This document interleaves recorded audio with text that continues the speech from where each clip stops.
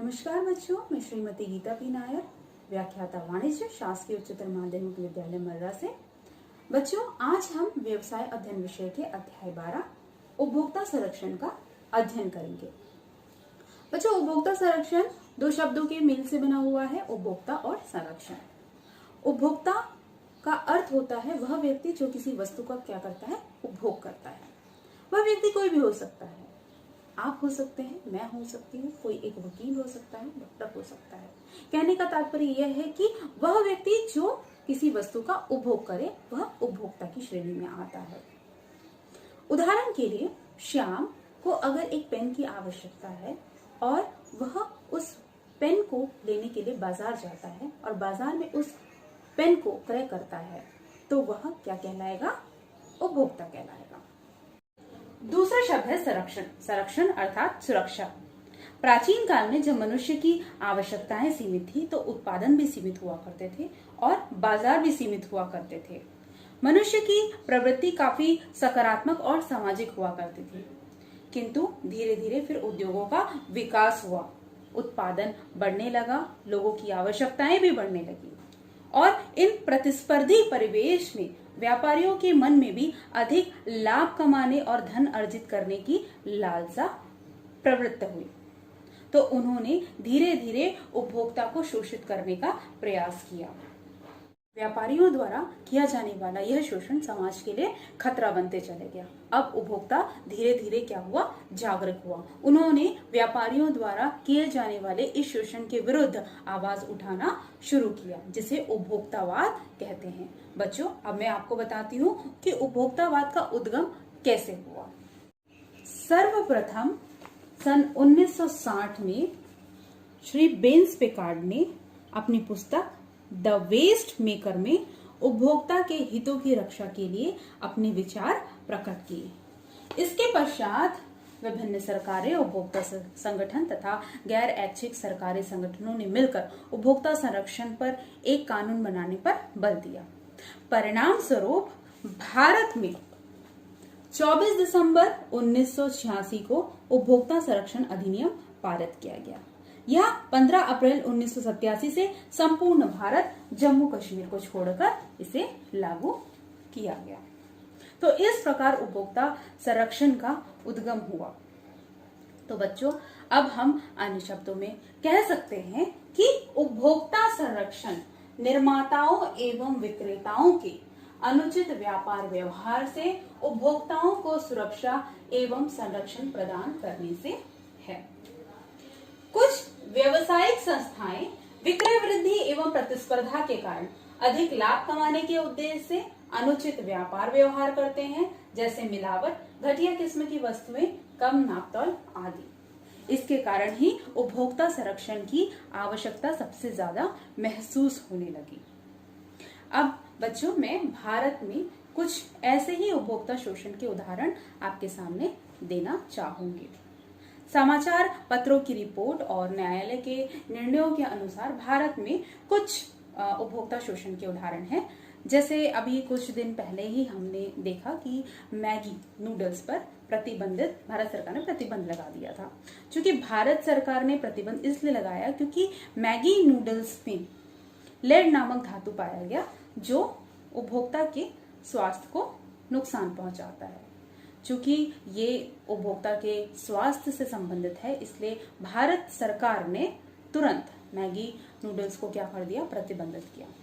इसी प्रकार से एक सूरजमुखी तेल कंपनी के निर्माता ने एक राष्ट्रीय समाचार पत्र में विज्ञापन दिया कि उनके सूरजमुखी के तेल में प्रोटीन, मिनरल्स और विटामिन से वो तेल भरपूर है, किंतु टेस्ट में ये सभी दावे क्या हुए, झूठे साबित हुए। तो इस प्रकार से ऐसे अनेक उपभोक्ता शोषण के उदाहरण हैं जो आए दिन हमें देखने मिलते हैं। कभी कभी हम ये भी देखते हैं कि कुछ व्यापारी तो ऐसे भी होते हैं जो वस्तु की कीमत है उस कीमत से अधिक कीमत पर उपभोक्ताओं को उस वस्तु का क्या करते हैं, विक्रय करते हैं। इस प्रकार व्यापारियों द्वारा अनुचित व्यापार तथा उपभोक्ताओं को शोषण की प्रवृत्ति से बचाने के लिए उपभोक्ता संरक्षण काफी आवश्यक है। इसलिए उपभोक्ता को यह जानना जरूरी है कि उसके क्या अधिकार हैं और क्या दायित्व हैं। तो इस अध्याय में बच्चों हम उपभोक्ता संरक्षण का महत्व, उपभोक्ता के क्या क्या अधिकार हैं, उपभोक्ता के क्या क्या दायित्व हैं, व उपभोक्ता किस तरीके से अपनी शिकायत उपभोक्ता संरक्षण मंच तक कर सकते हैं। बच्चों, अब हम उपभोक्ता संरक्षण का महत्व पढ़ेंगे। उपभोक्ता को बाजार का बादशाह माना गया है, ग्राहक को ईश्वर की देन कहा गया है, बिना उपभोक्ता के बाजार को शून्य माना गया है। ये सारी बातें सैद्धांतिक दृष्टि से सुनने में जितनी अच्छी लगती है, व्यवहारिक दृष्टि से ये कहीं ना कहीं गलत सिद्ध हो रही है, क्योंकि अगर ऐसा नहीं होता तो उपभोक्ता को संरक्षण की आवश्यकता नहीं पड़ती। आज उपभोक्ता वर्ग कहीं ना कहीं ये उत्पादक वर्ग, व्यापारी वर्ग के द्वारा शोषित हो रहा है। फिर चाहे वो नापतोल की समस्या हो, मिलावट की समस्या हो, कालाबाजारी की समस्या हो या फिर जमाखोरी की समस्या हो, हर तरीके से उपभोक्ता शोषित हो रहा है। इसलिए उपभोक्ता को संरक्षण की आवश्यकता है। चलिए अब हम देखते हैं उपभोक्ता संरक्षण का महत्व। पहला है उपभोक्ता अनदेखी। प्रायः उपभोक्ता जो है अपने अधिकारों को नहीं जानता है, इसलिए बाजार में व्यापारियों द्वारा किए जाने वाले शोषण के विरुद्ध वह आवाज नहीं उठाता है, वह उसे चुपचाप सहन करते रहता है। अतः उपभोक्ताओं का यह कर्तव्य है कि वह अपने अधिकारों को जाने। दूसरा है उपभोक्ता स्वास्थ्य की रक्षा करना। किसी भी देश के लिए वहां के निवासियों का जो स्वास्थ्य है वो सर्वोत्तम होता है। यह तभी संभव है जब नागरिक उच्च किस्म की क्वालिटी की वस्तुओं का प्रयोग करें। मिलावटी और नकली वस्तुओं का प्रयोग करने से नागरिकों के स्वास्थ्य को क्या होगी? हानि होगी। तो स्वास्थ्य की दृष्टि से उपभोक्ता संरक्षण आवश्यक है। तीसरा है ग्रामीण व अशिक्षित उपभोक्ता। हम प्रायः जानते हैं कि भारत देश में आधे से अधिक निवासी जो है वो गांव में निवास करते हैं, और गांव के लोग प्रायः क्या होते हैं? अशिक्षित व अज्ञान होते हैं। उन्हें अपने अधिकारों के बारे में जानकारी नहीं होती है। इसी प्रकार से ये जो शिक्षित व्यापारी वर्ग हैं, इसी का फायदा उठाकर जो महाजन होते हैं, जो साहूकार होते हैं, जो व्यापारी वर्ग के लोग होते हैं, ये इन अशिक्षित ग्रामीणों का शोषण करते हैं। तो उन्हें इन शोषणों से बचाने के लिए क्या आवश्यक है? उपभोक्ता संरक्षण आवश्यक है। चौथा है असंगठित उपभोक्ता वर्ग। प्रायः एक उपभोक्ता जब किसी शोषण के विरुद्ध आवाज खड़ी करता है तो वो उतना अधिक प्रभावशाली नहीं होता, किंतु जब सभी उपभोक्ता वर्ग संगठित होकर किसी शोषण के विरुद्ध आवाज खड़ी करते हैं तो वो काफी प्रभावशील होता है। अतः उपभोक्ता संरक्षण उपभोक्ताओं को प्रेरित करता है कि वह संगठित होकर किसी भी शोषण के विरुद्ध आवाज खड़ी करे। पांचवा है व्यवसायियों द्वारा अधिकाधिक लाभ कमाने की प्रवृत्ति। हम सभी जानते हैं कि आज बाजार में प्रतिस्पर्धा की भावना बढ़ चुकी है और प्रत्येक व्यापारी चाहता है कि वह व्यापार में अधिक से अधिक लाभ कमाए और अधिक से अधिक धन अर्जित करे। इसके लिए वह व्यापार में अनुचित कदम उठाने लगता है। अतः उपभोक्ताओं को सही वस्तु सही कीमत पर मिले और इस शोषण से मुक्ति मिले, इसके लिए भी उपभोक्ता संरक्षण आवश्यक है। छठवां है उपभोक्ताओं को अधिकारों से अवगत कराना।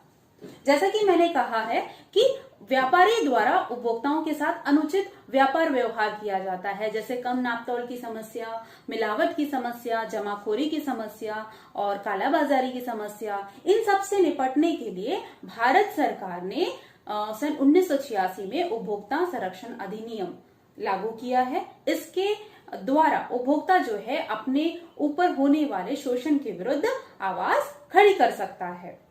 तो उपभोक्ताओं को अपने अधिकारों से अवगत होना बहुत आवश्यक है। तो ये है उपभोक्ता संरक्षण का महत्व। उपभोक्ता की अनदेखी, उपभोक्ता स्वास्थ्य की रक्षा करना, ग्रामीण व अशिक्षित उपभोक्ता, असंगठित उपभोक्ता वर्ग, व्यवसायियों द्वारा अधिकाधिक लाभ कमाने की प्रवृत्ति और उपभोक्ताओं को अधिकारों से अवगत कराना। बच्चों, आशा है कि आज आपको उपभोक्ता संरक्षण के बारे में जो बताया गया है वो समझ आ गया होगा। बच्चों, ये कुछ आपके अभ्यास के लिए प्रश्न हैं जिसका उत्तर आपको हल करना है।